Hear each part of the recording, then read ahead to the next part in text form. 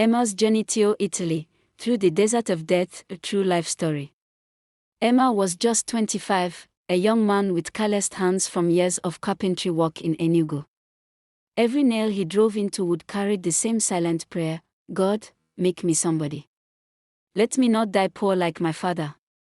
Life at home was hard. His mother hawked bitter cola in the market, his father had been bedridden since a stroke 2 years ago, and his younger siblings often slept on empty stomachs. Every time Emma looked into their eyes, he felt the weight of their survival pressing on his chest. It was Daniel, his childhood friend, who first planted the seed of escape. One hot evening, after a long day of hustling, Daniel leaned closer and whispered like he was telling him a forbidden secret.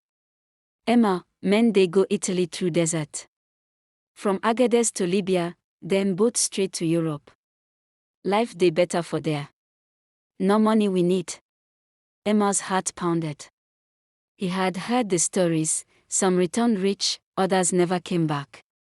But poverty had already swallowed his dignity, and he was tired of living like a man trapped in quicksand. The problem was money. The connection men demanded 500,000 Nigerian nairas. Emma had saved only 150,000 Nigerian nairas. Desperate, he went to a moneylender, an old man with scarred tribal marks who spat bitterly after every sentence. 6 months, the man growled, handing him the money. If you no pay me back, no your family go pay the price. Emma signed with trembling hands. That night, he couldn't sleep. His mother sat at his bedside, eyes wet. My son, please, don't go. The desert no they forgive. The sea they swallow people. Remain with us. We go survive somehow. Emma swallowed hard, looking at her wrinkled face under the dim lantern light. Mama, if I no go, hunger go kill us here. If I go, maybe God go help me. By dawn, his mind was made up. He and Daniel packed small bags, just clothes, biscuits, and water bottles. They boarded a rickety bus with 40 other dreamers, 42 souls in total, all carrying one thing: hope mixed with fear. As the bus roared toward the Niger border, Emma looked back one last time at the fading silhouette of his home. His heart whispered, will I ever see them again? He didn't know that of the 42 who started the journey, only 8 would survive. And death was already waiting at the first corner of the desert. The bus dropped them off in Agadez, Niger Republic, a dusty town that smelled of sweat, smoke, and hopelessness. There, Emma saw for the first time the faces of the other travelers, young men with tired eyes, 2 teenage girls clinging to their mother, and a baby tied to a woman's back. A tall Tuareg man with a crooked scar across his cheek introduced himself as their guide. His name was Mahmoud. His voice was sharp, and he carried a whip, which he used without mercy on anyone who delayed. From here, no turning back, Mahmoud barked. In the desert, no mama, no papa. If you weak, you die. If you strong, you live. They climbed into the back of an old pickup truck, 42 of them squeezed together like cattle. The truck groaned under their weight, bouncing violently as it left the last traces of civilization. Then the desert swallowed them. The heat was merciless, the sun like a burning iron pressing on their heads. Sand stretched endlessly, golden and lifeless, no trees, no shade, no water. The wind carried whispers, as if the desert itself mocked them, you will never leave here alive. By the second day, their water was almost finished. Emma licked his cracked lips, his throat burning like fire. Daniel tried to joke. Guy, when we reach Italy, no cold Fanta and shawarma go be my first food. Emma forced a smile, but fear gnawed at him. Already, one man collapsed, foam spilling from his mouth.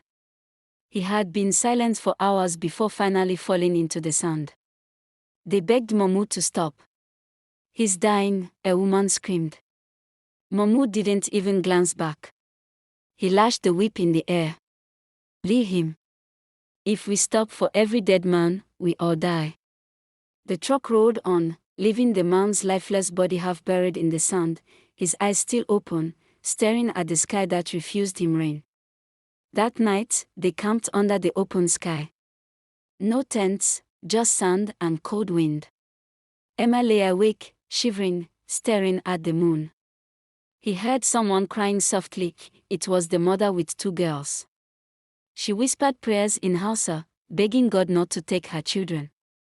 Emma's mind kept echoing, what if Mama was right? What if this desert swallows me before I even see Italy? By dawn, another body lay still, a young girl, no more than 16. She had stopped breathing in her mother's arms. Her mother wailed until Mahmoud shouted at her to drop the body or be left behind. The woman begged to bury her daughter, but the desert had no mercy. She was forced to let go, laying the girl on the sand as vultures circled above. Emma turned his face away, tears streaming down. Daniel whispered, voice trembling. Emma, this desert they chop people alive. Emma clenched his fist. He didn't answer. In his heart, he knew, the desert has only just begun. The 3rd day in the desert was worse than the first 2 combined.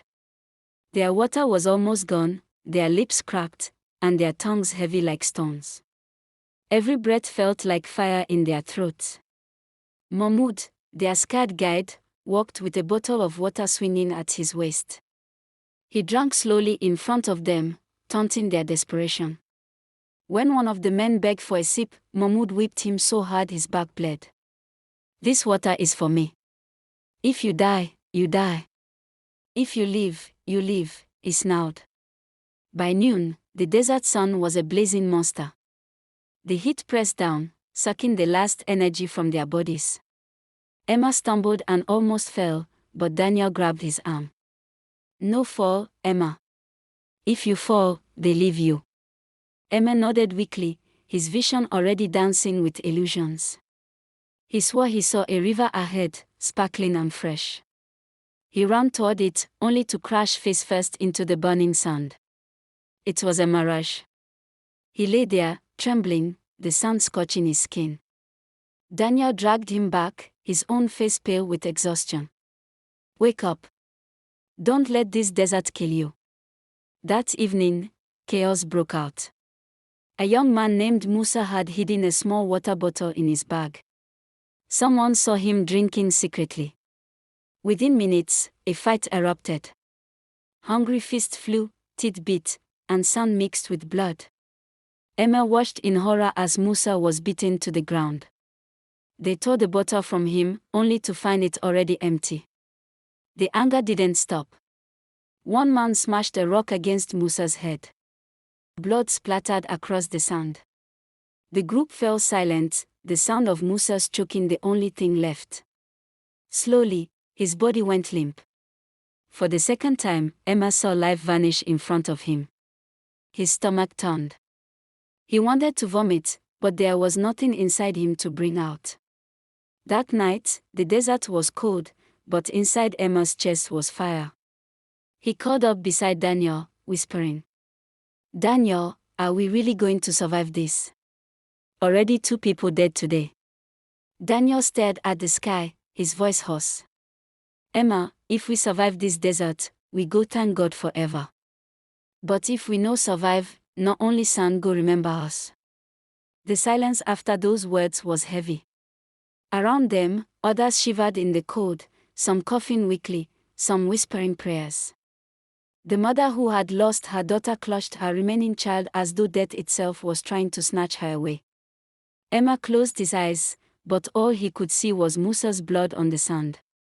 He realized then, the desert doesn't just kill the body. It kills your mind first. And the desert wasn't done with him yet. Through the desert of death, Emma's journey to Italy. The 4th morning, Mahmoud forced everyone back into the pickup truck. The desert stretched endlessly, no sign of water, no sign of shade, just sand whispering death. The engine groaned like an old man in pain, but it still dragged forward.